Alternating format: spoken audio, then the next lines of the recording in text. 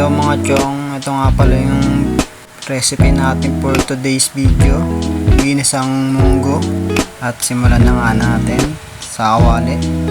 Naglagay lang ako dyan ng 2 basong tubig. Ayan, takpan. Pinakulan ko lang yun ng kalahating oras. Pagkadating ng kalahating oras, ayan na yung magiging texture nya. Once na may ganyan na yung texture nya, iset aside na natin yan.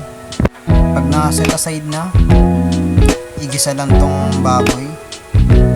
Palabasin mo yung sariling mantika nya at doon na rin tayo magigisa.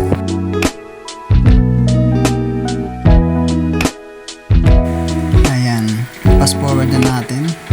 Ganyan na magiging tsura nya pagka lumabas na yung sarili nya mantika. Halu-haluin lang para hindi dumikit sa kawali. Next is ilagay na natin yung sibuyas. Halu-haluin lang at least 10 seconds. Sabay ilagay na natin yung garlic. 5 cloves of garlic nga pala nilagay natin dyan guys. Pag naamoy nyo na yung aroma, isunod nyo na yung tomato. Napakabango na ito guys kung naamoy nyo lang. Halu-haluin nyo lang mga chong hanggang sa lumambot yung tomatoes. Pag ganyan na yung texture ng tomatoes mga chong, pwede nyo sabay-sabay na kasama na yung mga baboy.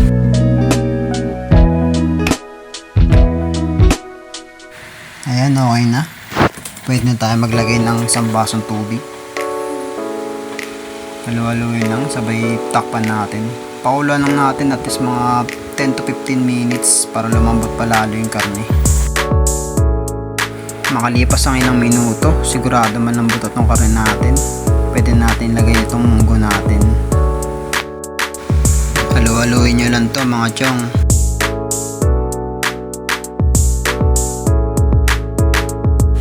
Once na mahalo nyo na, sundan natin itong pork cube. Halu-haluin nyo lang ulit.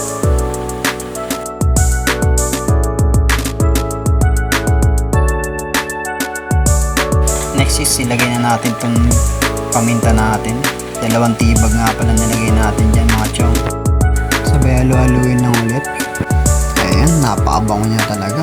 Sabay nag-add din ako dito ng konting tubig para hindi masyado matuyan. Tapos nagdad din ako ng patis. Huwag hindi masyadong damihan ng patis guys. Maglagay kayo, depende sa panlasa nyo guys. Next is takpan lang natin mga chong at least 3 to 5 minutes. Makalipas ang ilang minuto, silipin natin. Ayun, napakabango na ito. Halu-haluin nyo lang guys.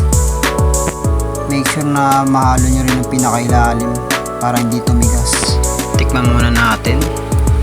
Sarap. Ganito pa lang pwede na kainin. Pero hindi pa tapos to mga chong. Lalagyan na natin to ng dahon ng ampalaya.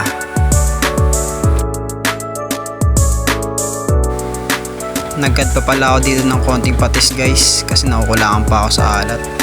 Sabay takpan nyo lang ulit at least mga 3 minutes. Makalipas ng 3 minutes, halu-haluin nyo lang.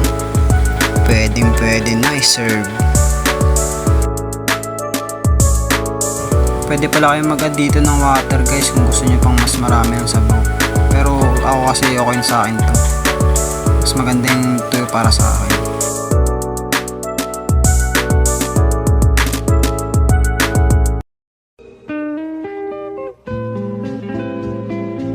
At ang huli nating recipe ang lalo magpapasarap sa ating niluluto,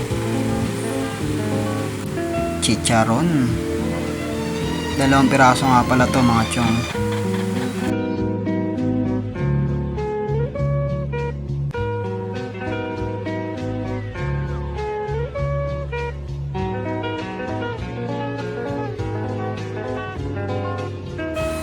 Ayan, pwede na i-serve.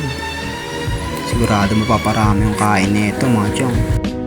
Kung nagustuhan nyo nga pala yung video ko mga chong, pasubscribe ng YouTube channel ko mga chong for more cooking videos. Maraming salamat!